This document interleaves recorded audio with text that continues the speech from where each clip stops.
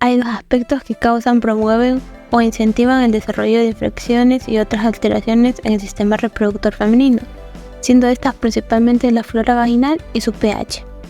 La flora vaginal normal de una mujer en edad de reproducción consiste en múltiples especies aerobias y anaerobias, siendo las anaerobias más predominantes de 10 a 1 frente a las aerobias, pero conviviendo en una relación simbiótica de forma natural, e incluso algunas especies bacterianas tienen acceso a zonas altas del aparato reproductor que no es estéril. Por otro lado, el pH vaginal, que normalmente puede variar de 4 a 4.5 por la presencia de glucógeno, que aporta nutrientes al ecosistema vaginal y es la fuente de producción de ácido láctico, así como la presencia de ácidos grasos y otros ácidos sintetizados por el lactobacillus, el catabolismo proteico de otras bacterias y por la fermentación de aminoácidos por parte de las bacterias aerobias. En este sentido, un ecosistema alterado por su flora o el pH de la misma puede alterar la prevalencia de diversas especies y llevar a infecciones. Por ejemplo, la administración de antibióticos de amplio espectro puede originar síntomas atribuibles a inflamación causada por Candida albicans u otras especies de Candida, porque radican otras especies que tienden a equilibrar la flora vaginal. Ahora bien, la vaginitis infecciosa es una alteración que conduce a inflamación y secreciones vaginales, y esta secreción muestra recuento incrementado de leucocitos y de especies aerobias, pero una disminución del lactobacillus. Mientras tanto, en la clínica, la vaginosis bacteriana desencadena secreciones de olor fétido, sin irritación, pero si esta secreción se acompaña de ardor, irritación o prurito vulvar, se diagnostica un cuadro de vaginitis. El manejo de la vaginitis por lo general empieza tranquilizando a la paciente, que por lo general supone una exposición a enfermedades de transmisión sexual, de forma que las pruebas de detección de enfermedades de transmisión sexual suelen ofrecer alivio, pero luego hay que indagar en temas sobre infecciones vaginales previas, tratamiento, duración, antecedentes menstruales y sexuales de manera completa. Entre estos incluyen preguntas en cuanto a la edad en que comenzaron las relaciones, fechas de la última actividad sexual, número de compañeros sexuales, género de dichos compañeros, el uso de métodos anticonceptivos, antecedentes de enfermedades de transmisión sexual y tipo de prácticas sexuales. También se efectúa una exploración física minuciosa de la vulva, la vagina y el cuello uterino, momento en que es útil analizar el pH vaginal con tiras colorimétricas que se presionan de manera directa en la porción superior de la pared vaginal y se dejan en este sitio unos segundos para que se pueda absorber el líquido. Una vez que se extrae la tira, se identifica su color. Pero es importante señalar que la sangre y el semen son alcalinos y por lo tanto su presencia en la zona podrían aumentar el pH. No obstante, un panel de PCR de laboratorio específico para especies de Candida y Trichomoniasis vaginalis y especies que causan vaginosis bacteriana son más confiables, pues muestran mayor sensibilidad. Aún así, muchos casos de vaginitis se pueden diagnosticar únicamente por medios clínicos. Por otro lado, en las infecciones fúngicas, la Candida albicans es un comensal de la boca, el recto y la vagina, pero un desequilibrio en el hospedador puede llevar a la candidosis vulvovaginal, en donde también están involucradas otras especies de cándida, como la tropicalis y la glabrata. Se observa más a menudo en pacientes con inmunosupresión, diabetes mellitus, embarazo y pacientes que hacen uso de antibióticos de amplio espectro. Con frecuencia, la candidosis presenta prurito, ardor, eritema, edema con escoriaciones vulvares, y las secreciones se comparan con lo que es el queso cottage, y a la exploración microscópica se pueden identificar levaduras que en el caso de la Candida albicans es dimórfica, como yemas de levadura y como hifas. Este cultivo se indica en personas en que el tratamiento empírico es ineficaz y en aquellas mujeres con evidencia de infección, pero con ausencia de levaduras en la observación microscópica. Ahora, con respecto a la cervicitis supurativa, por la Neisseria gonorrhoeae, este es un cocobacilo gram negativo que invade las células epiteliales cilíndricas y de transición del cuello uterino. Usualmente no tiene síntomas, por lo que su detección es mediante consultas periódicas en donde se debe tomar especial atención a pacientes con factores de riesgo. Y estos factores de riesgo son pacientes menores a 24 años con enfermedades de transmisión sexual previa o actuales, compañeros sexuales nuevos o múltiples, un compañero que tiene otros compañeros de manera simultánea o un compañero con enfermedades de transmisión sexual. No contar con una protección de barrera en personas que no llevan una relación monógama y aquellas pacientes que llevan una vida de sexo servicio.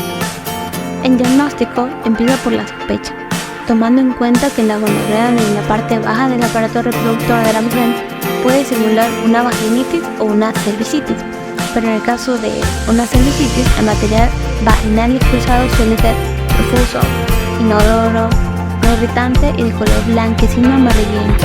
Incluso prefieren expulsar sangre intramenstrual o después del coito, mientras que al microscopio se muestran mayor o igual a 20 leucocitos por campo de alto poder. También se debe tomar en cuenta que el gonococo puede infectar también las glándulas de Bartolini y Kenny, además de la uretra, y ascender al interior del endometrio y la trompa de Falopio. Entre las pruebas complementarias está la amplificación de ácido nucleico del endocervix, la vagina y la orina, pero en aquellas mujeres con síntomas que practican coito anal deben considerar pruebas de detección pero a nivel rectal. El manejo de la cervicitis tiene de primera línea la prescripción de ceftriaxona de 250 miligramos intramuscular. Esto sumado a la acitromicina de 1 miligramo vía oral una vez al día. Y como alternativo está la cefixima de 400 miligramos vía oral una vez al día, igualmente más acitromicina de 1 miligramo vía oral una vez al día.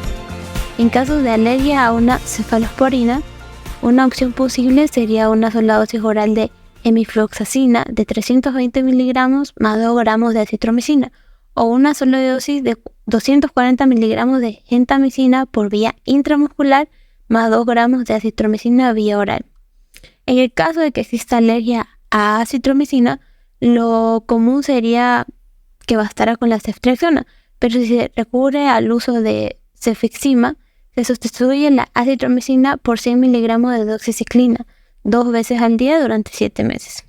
Y como indicaciones, también se debe indicar a la paciente la abstinencia hasta que se complete la terapia y esta sea corroborada con pruebas para detectar reinfecciones 3 meses después del tratamiento o incluso un máximo de 12 meses después del mismo.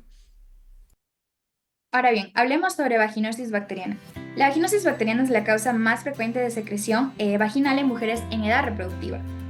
En sí va a ocurrir una disbiosis vaginal, es decir, una alteración en la vagina. Normalmente se encuentran los lactobacillus, pero por esta disbiosis va a dar lugar a que otros agentes vengan y colonicen el sitio. Entonces se va a relacionar en base a ello con 2 cambios del bioma vaginal. El primero, que es una representación excesiva de especies anaerobias, y el segundo, pues una disminución de la especie importante que serían los lactobacillus. Dentro de las especies anaerobias, pues vamos a encontrarnos con Gardnerella, Prevotella, Mobiluncus bacterioides y también otras especies que han sido recién reconocidas que se denominan Bacterial vaginosis B1, B2 y B3. Los lactobacillus son importantes ya que ayudan a mantener el pH de la zona vaginal y con ello evitar las infecciones. Al estar reducidos, pues ocasionan que otros microorganismos colonicen. Dentro de los factores de riesgo tenemos los tipos de estado que van a ser 1, 2, 3, 4 y 5. El 1, 2, 3 y 4 se consideran de menor riesgo en comparación con el 5, pero en sí el 4 y el 5 son los que generan mayor riesgo. Bueno, la raza está relacionada básicamente con el tipo de estado. Por ejemplo, en las mujeres de raza negra predomina el tipo de estado 4, por lo que tienen mayor riesgo de desarrollar infecciones vaginosis bacteriana. La vaginosis bacteriana no se considera una enfermedad de transmisión sexual, no se clasifica como tal, pero sí se ha visto relacionada la transmisión sexual con su patogenia. Por lo que múltiples parejas sexuales nuevas, parejas femeninas e incluso el sexo oral pueden dar lugar a vaginosis bacteriana. También el uso de dispositivos intrauterinos, el tabaquismo y las duchas vaginales también pueden dar lugar a esta patología. Y aunque no se clasifica como una enfermedad de transmisión sexual, el uso de condón sí puede reducir el riesgo. Dentro de las manifestaciones clínicas, lo característico es la secreción no irritante y fétida, aunque no siempre se evidencia en todas las pacientes. Y la vagina por lo regular no muestra eritema ni hay anomalías en la exploración cervicuterina. El método de diagnóstico básicamente se basa en dos pilares. El primero, que es un preparado con solución salina o preparación húmeda, en el cual al microscopio vamos a visualizar que las células del epitelio vaginal van a tener muchas bacterias adheridas, dando lugar a un aspecto, un borde mal definido y granuloso. Si al menos 20% de las células del epitelio vaginal se encuentran con estas características, se dice que es positivo para una vaginosis bacteriana. Esta prueba tiene un 95% de valor diagnóstico y unida con la liberación de aminas volátiles, que es una prueba que consiste en administrar hidróxido de potasio y por acción del metabolismo anaerobio se va a liberar las aminas volátiles, pues dando un olor semejante al olor a pescado. Estas dos pruebas son patognomónicas de la vaginosis bacteriana, incluso en pacientes asintomáticas. También se puede cuantificar el pH, el cual va a estar a más de 4.5. Eso se debe a la disminución de las especies del lactobacillus, que ya no van a generar ni peróxido de hidrógeno ni ácido láctico. Y se debe diferenciar de la tricomoniasis a través de la microscopía. Luego se encuentra la clasificación de Nugent, la cual no se debe emplear en la práctica clínica, pero sí para investigación. Esta clasificación menciona que un puntaje de 0 a 3 corresponde a una microbiota normal. De 4 a 6 ya es una microbiota intermedia y de 7 a 10 ya es una vaginosis bacteriana. Bueno, también se pueden usar pruebas moleculares, pero debido al costo y que no hay evidencia que demuestre que es superior a las pruebas tradicionales, pues no se usa. Y ya básicamente para el tratamiento, los regímenes que vamos a mencionar, pues tienen un rango de curación del 80 al 90% a la semana de haber utilizado el tratamiento. No obstante, al menos el 30% de las mujeres después de las 3 semanas del tratamiento presentan nuevamente los síntomas. No se ha visto relacionado que el tratamiento a la pareja sexual pues beneficia a la mujer, por lo que no se recomienda. Y el tratamiento básicamente consiste en el uso de antibióticos, como metronidazol a una dosis de 500 miligramos vía oral 2 veces al día durante 7 días, o un régimen alternativo que es secnidazol a 2 gramos vía oral una vez al día. Y como método preventivo, pues eliminar o disminuir las duchas vaginales. Ahora bien, vamos a hablar sobre enfermedades de transmisión sexual, especialmente las infecciones fúngicas que se deberían a candidiasis. La cándida pertenece al superreino Eucariota y pertenece del reino fungi, de la familia Cryptococcaceae y del género Candida. Candida va a tener varias especies, siendo Candida albicans la más común y se relaciona con una candidiasis no complicada, mientras que la Candida glabrata, Candida kefir, crusei o tropicalis y las otras especies de Candida, pues ya se relacionan con una candidiasis complicada. Ahora bien, Cándida es un es un hongo dismórfico que puede presentarse como levadura o como filamento. La levadura son estas, como podemos observar, células redondeadas, ovoides, que miden de 4 a 6 micrómetros y que se agrupan en pequeños grupos. Y ya en filamentos puede presentarse como pseudohifas e hifas. En la vagina, el más común son las pseudohifas.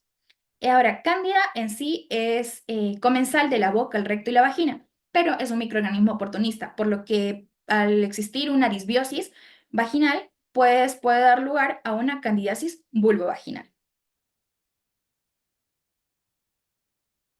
Dentro de las manifestaciones clínicas, el prurito, el ardor, el eritema y el edema con escoriaciones vulvares se pueden presentar. También el dolor durante el sexo y al orinar. Bueno, la típica secreción vaginal se compara con el queso cottage, como podemos observar. Este es el queso cottage y esta es una secreción por cándida. Bueno, para el diagnóstico he clasificado tanto a la candidiasis vulvovaginal en no complicada y complicada. La no complicada se refiere a casos esporádicos o poco frecuentes y los síntomas van de leves a moderados. Y básicamente se debe a la presencia de Candida albicans en mujeres sanas. El método diagnóstico pues va a ser la exploración microscópica de secreción vaginal con solución salina y el uso de hidróxido de potasio al 10%, que son pruebas que ya les mencioné en la vaginosis bacteriana. Y el tratamiento básicamente se ha visto con mayor eficacia al usar derivados azólicos. En el caso de que la terapia fracase, se debe realizar seguimiento a estas pacientes y pensar en una candidiasis complicada y realizar un cultivo. Ya en la candidiasis complicada, pues se dice que al menos de 10 al 20% de las mujeres presentan este tipo de candidiasis. Y va a abarcar infecciones frecuentes, que son recurrentes, que tienen sintomatología ya más grave. En el caso de, puede ser una enfermedad recurrente por Candida albicans, pero en mujeres inmunosuprimidas. Y también pueden haber otros tipos, otras especies de Candida. En los dos casos se va a realizar un cultivo, en el caso de la complicada por Candida albicans o por otras especies. Pero la terapia va a ser intravaginal de 7 a 14 días. En el caso de una enfermedad recurrente por Candida albicans, pues se puede usar el fluconazol o también el dilfucan. Y en el caso de otras especies, pues se puede usar la cápsula de gelatina con 600 miligramos de ácido bórico.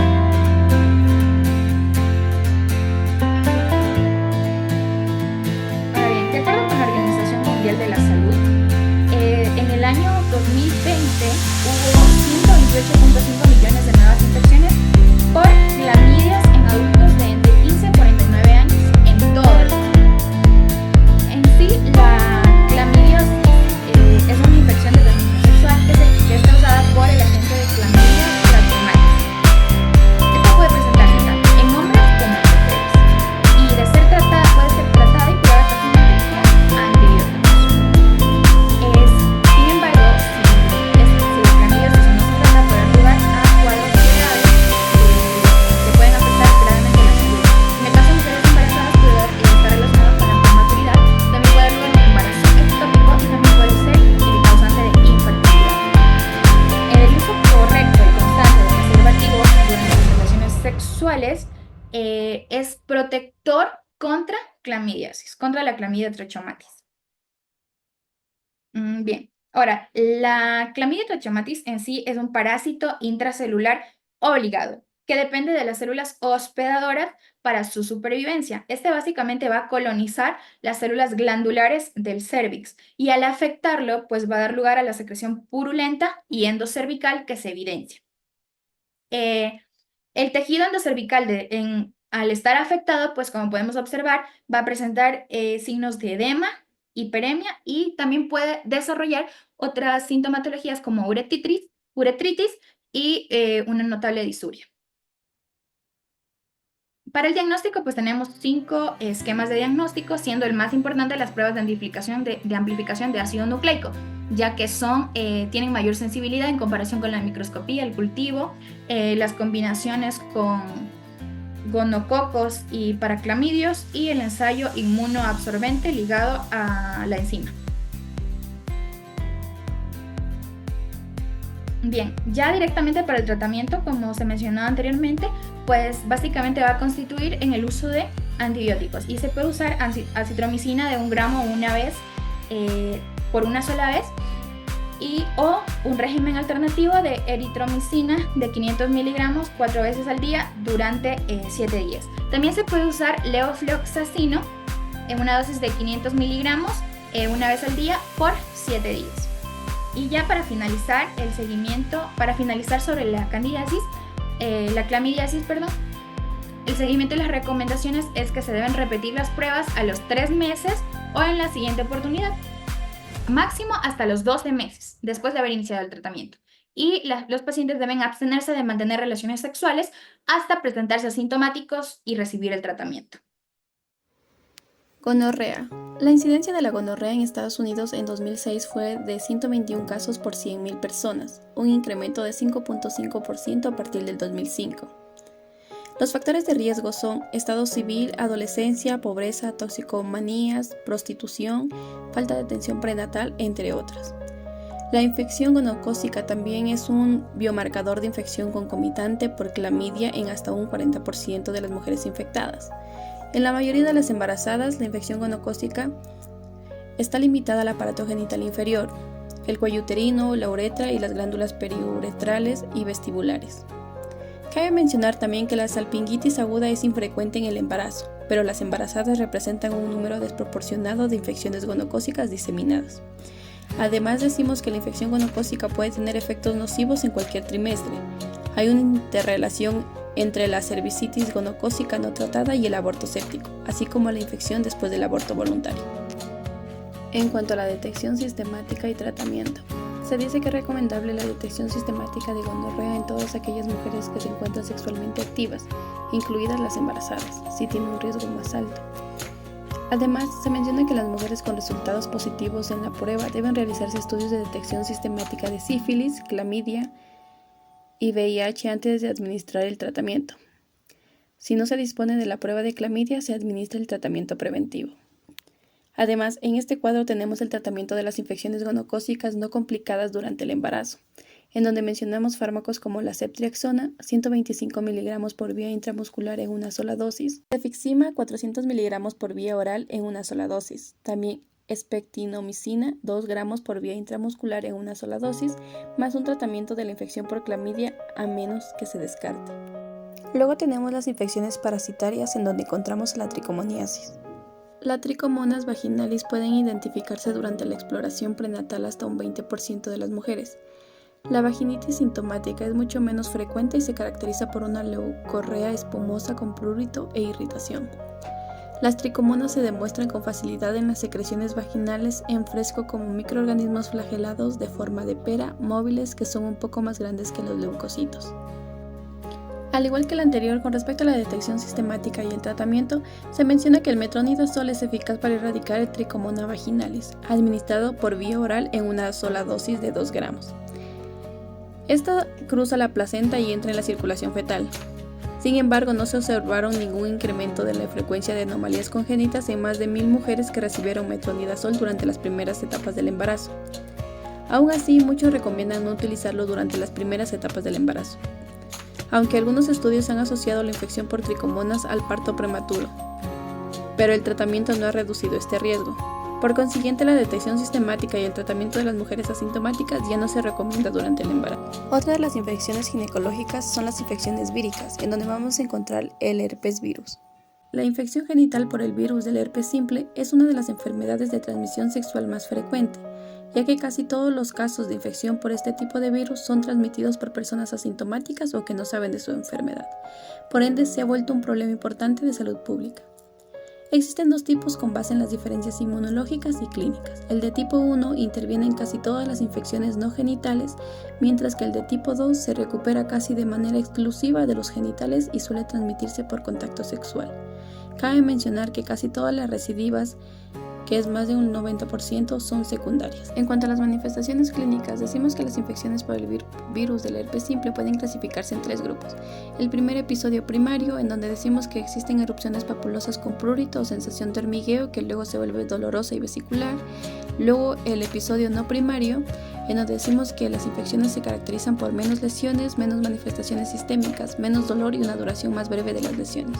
Y por último, la enfermedad por reactivación, que se caracteriza por el aislamiento del virus de herpes simple, ya sea tipo 1 o tipo 2 del aparato genital de las mujeres con los mismos anticuerpos serotípicos. Con respecto al diagnóstico, decimos que las pruebas virológicas se llevan a cabo en una muestra de una lesión mucocutánea. Se prefiere el cultivo celular. Sin embargo, la sensibilidad del aislamiento del virus de herpes simple es relativamente baja, ya que las lesiones vesiculares primarias se ulceran y luego forman costras en lesiones recidivantes. Aunque las pruebas de PCR son más sensibles y los resultados por lo general están disponibles en 1 a 2 días, en la actualidad estas todavía no están autorizadas para muestras genitales por la FDA de Estados Unidos. Pero cabe mencionar que el análisis de PCR es la prueba preferida para la detección del virus del herpes simple en líquido cefalorraquídeo. Y referente al tratamiento, decimos que el tratamiento antivírico con aciclovir, famciclovir o valaciclovir se ha usado para tratar el herpes genital durante el primer episodio en pacientes no embarazadas. Para el malestar intenso, los analgésicos y los anestésicos tópicos brindan cierto alivio y la retención urinaria se trata con una sonda vesical permanente. En cuanto a las mujeres con un brote primario durante el embarazo, pueden recibir tratamiento antivírico para atenuar y reducir la duración de los síntomas y de la diseminación del virus. Cabe mencionar también que las que tienen infección por virus de herpes simple grave o diseminada reciben aciclovir intravenoso en dosis de 5 a 10 mg kilogramo cada 8 horas durante 2 a 7 días hasta que se observe una mejoría clínica. Esto va seguido de un tratamiento antivírico oral para completar por lo menos 10 días de tratamiento total.